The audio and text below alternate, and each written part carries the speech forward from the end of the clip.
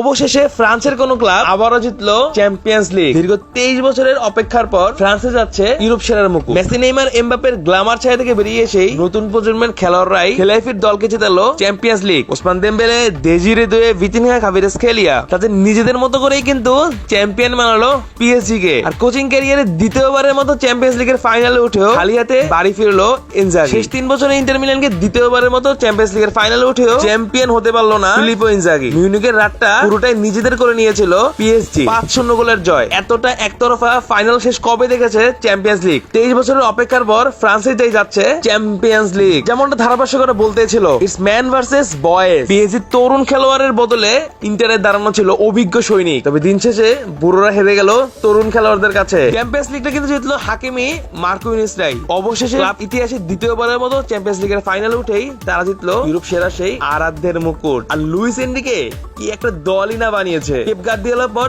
দ্বিতীয় কোচ হিসাবে দুটো ভিন্ন ক্লাবের হয়ে জিতলো ট্রেবল। আর পুরোটাই হয়তোবা তিনি উৎসর্গ করতে যাবেন তার মেয়ে সানাকে। ক্যান্সারের কাছে যে মেয়েটা হেরে গিয়েছিল ছোট্ট বয়সে। অভিনন্দন প্যারিস সেন্ট জার্মেই, অভিনন্দন লুইস এনরিকে। এই জয়টা শুধুই সানার।